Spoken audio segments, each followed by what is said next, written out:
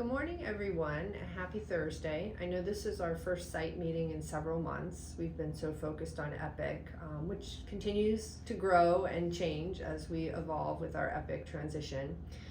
Today, I just want to talk about three topics that are really important for Treasure Coast. The first thing I'm going to talk about today is customer service. And the importance of customer service for our patients. I'm also going to give you an update about the central closure and west opening. And we're also going to talk about the sliding fee discount and the Indian River County Hospital District program. That's going to be a second video, which is going to actually be a PowerPoint, but I just want to share with everyone about those programs. So first of all, welcome to all of our new staff who have come on board since we've had site meetings. If I haven't introduced myself to you, I'm Heather Miranda. I'm the Executive Vice President here at Treasure Coast. I oversee the operations, and I'm excited to have you on our team, and I'm excited our teams are back together today. So the first topic I want to talk about is customer service. And I just want to make a point that customer service is everyone's job. And I don't like to make it sound like a job, but really it's a very important and crucial aspect of what we do. If you think of your own experiences that you've had, whether it's going to a restaurant, going to a doctor's office, even going to Disney World, you experience customer service, and it's either a positive or negative experience, and it often determines whether you will go back, or whether you will tell your friends, or what actions you might take because of the experience you had. So one thing that's really important for Treasure Coast is, as we move forward, we really have to set ourselves apart with our customer service. There are other options now in the community. We're not the only game in town. There are other providers that are offering care, and people do have choices. We want them to choose us. So the other part of this is, back in the olden days, and I always joke about this because I'm older, we used to talk about how if one person had a bad experience, how they might tell 7 people, and then they would tell each 7 people, and as you can imagine, that spreads. Nowadays, it's a completely different ballgame. We have social media. One person can say something negative about the organization or the experience they had, and it can be seen by hundreds, thousands, or more people with a click. And we have to be cognizant of that. Many of you probably are on Facebook or Instagram or Twitter or X, and you see things about our organization. And it's really difficult when we hear really negative things, because it makes me feel like we're not doing all we can to ensure high level of customer service. But it also is a really poor reflection on us as an organization that people feel so badly about some of the things that they're experiencing. So here's what I want to say. Why is customer service important? First of all, it is so important for us to develop relationships with the people that we care for and for our community. And when we have relationships with people, people become committed, both us and them. We want them to stay with us. We want them to keep coming in for their care. And it's not just about us providing the care, it's about people getting high quality care and improving the quality of their life and their well-being. And so we have an important mission here at Treasure Coast to ensure that people receive high quality care and that they're taking care of themselves. So we want to treat our patients as we would want to be treated. Or maybe you think about how you would want your grandmother to be treated. We have to be thoughtful about our interactions with our patients. And we don't want to lose our patients. If someone has a bad experience, and like I said in the beginning, we all have had these someplace in our life where we have chosen not to go back somewhere because of the experience we had. Whether it is someone not acknowledging us at the front desk, someone making a comment that might be viewed as rude, or us not responding to a MyChart request or a request that a patient makes in a timely manner. So what do? How do we make this better? How do we do the best we can and provide the highest level of customer service?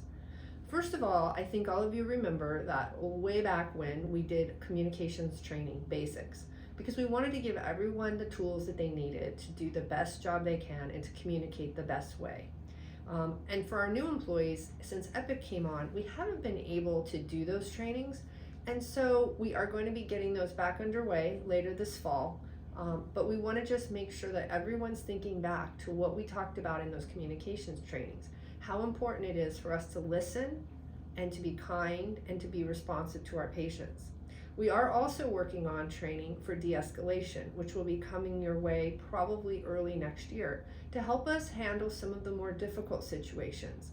because we know that many of our patients come in and they're not in the best space. They're having a hard time, they need help, and sometimes they're not kind when they come to us. The other part of this is, what else can you do?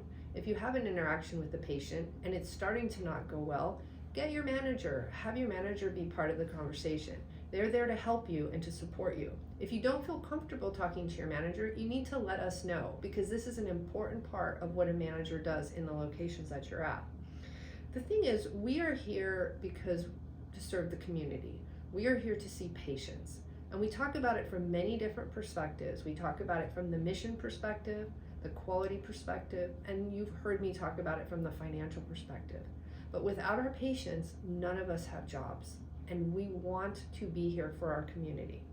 So I'm asking you to think about the training that you had, to focus on what you can do to be kinder to not only our patients, but to each other, and to remember how important every interaction is that you have with someone. Because we want people to be able to say, I had an excellent experience at Treasure Coast.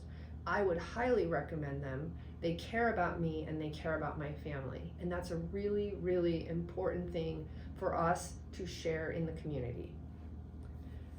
All right, so if you have questions about this, please talk to your manager, and I'm always available as well. But we really want you to feel empowered and comfortable and provide a positive experience for our patients.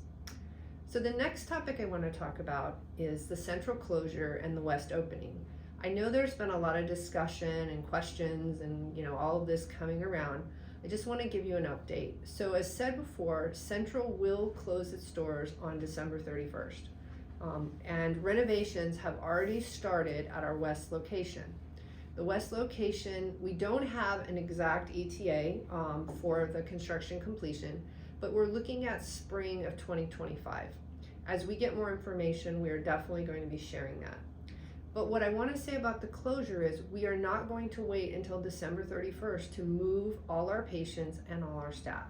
First of all, December is a very busy month for many people. There are holidays involved, people are taking vacation. But also, we want to start to move our patients over to an interim place so that they're getting their care and it's not a rushed process. So we're currently setting up planning meetings. We're pulling reports to see where all our patients are located that go to the central site by zip code, so that we can determine where our providers will be placed on a temporary basis until the west side opens. We will be getting back in touch with all of the staff and providers at Central, and we're also letting all you know what's happening, so that you can make sure that if patients are asking questions, or if you're on the call center and someone's asking, you'll have all the information you need to educate our families.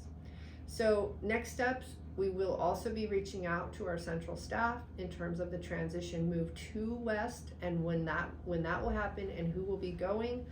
As we have said many times, the staff at Central take priority over all the other staff relative to the move to West, but we do recognize that the West site will be larger than the Central site, so there will be more space available at the West site, and other staff may want to move, and we'll talk more about that later. But just want to keep you updated on that. Our next topic, we're going to transition to a PowerPoint, and I'm going to talk about the sliding fee discount and IRCHD.